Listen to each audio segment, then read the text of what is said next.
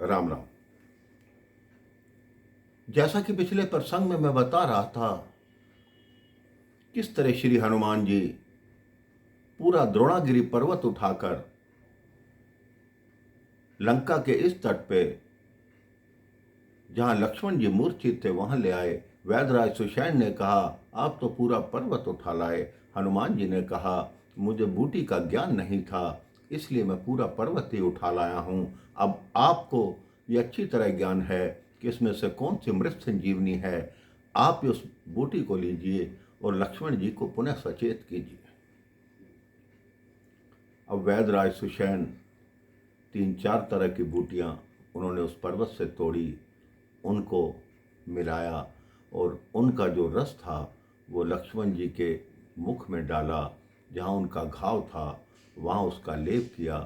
कुछ ही पलों में, कुछ ही क्षणों में लक्ष्मण जी सचेत होने लगे। उनकी पीड़ा जाती रही और वो ठीक वैसे ही खड़े हो गए जैसे कि पहले थे। अब वैदराज सुषैण ने हनुमान जी को कहा, हनुमान जी, इन बूटियों का स्थान यहाँ नहीं है, इसलिए ये पर्वत जहाँ से लाए हो वहीं वापस छोड़ कर आओ। हनुमान जी ने कहा, जो आज्ञा।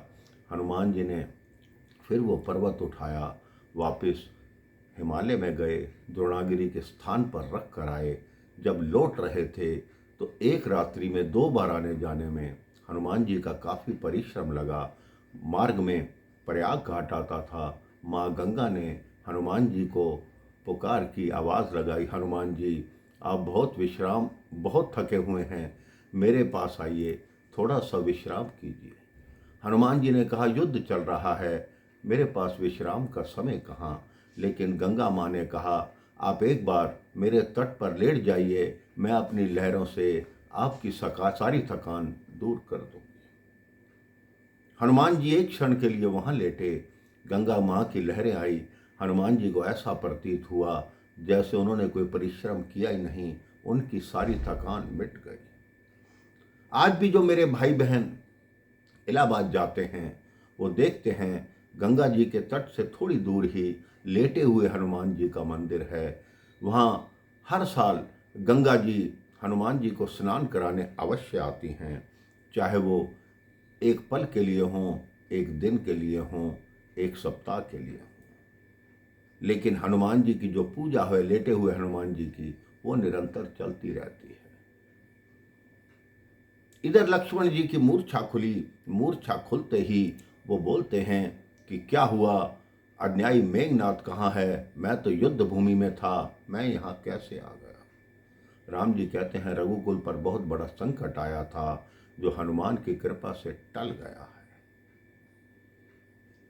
यही समाचार रावण को मिलता है कि कालनेमी मारा गया और लक्ष्मण की मूर्छा खुल गई। रावण कहता है, यह कालनेमी भी कुछ न कर सका। मेघनाथ कहता है, आप कदापि चिंता ना कीजिए पिताजी, मैंने अगर लक्ष्मण को मूर्छित किया है तो मेरे पास ऐसी शक्तियां हैं कि मैं राम और लक्ष्मण दोनों का वध कर सकता हूं। अब आप मुझे आज्ञा दीजिए, मैं मां निकुंभला का एक घोर यज्ञ करूंगा, जिस यज्ञ में से मुझे एक दिव्य रथ की प्राप्ति होगी। उस रथ पर विराजमान होकर अगर मैं युद्ध भूमि में जाऊंगा तो मुझे इस संसार में क्या तीनों लोकों में कोई भी पराजित नहीं कर पाएगा। रावण ने कहा, ठीक है, तुम जैसा चाहो वैसा करो और अपने यज्ञ मंडप की रक्षा के लिए अपने सैनिकों को ले जाओ, क्योंकि मुझे अच्छी तरह से ज्ञात है कि उस यज्ञ का क्या दुष्परिणाम भी हो सकता है। मेघनाथ कहता है, आप चिंता मत कीजिए पिताजी, मैं अपने चुने हुए सैनिकों को अपने साथ ले जा रहा हूं, जो बाहर उस पूरी कंदरा की रक्षा करेंगे। इधर विभीषण जी को यह समाचार मिलता है, क्योंकि उनके गुप्तचर लंका में भी फैले हुए हैं। वो विभीषण को बताते हैं कि मेघनाथ मां निकुंभला का यज्ञ करने जा रहा है। विभीषण जी प्रभु श्री राम से कहते हैं, प्रभु, यदि मेघनाथ ने ये यज्ञ पूर्ण कर लिया उसके पश्चात उसको हराना बहुत कठिन हो जाएगा। आप कोई भी मार्ग ढूंढिए और उसका यज्ञ भंग करवाइए। उसके पश्चात प्रभु श्री राम ने क्या कहा, क्या उन्होंने मेघनाथ का यज्ञ भंग करने के लिए हाँ की, ये मैं आपको अगले प्रसंग में बताऊंगा। राम राम, जय श्री राम।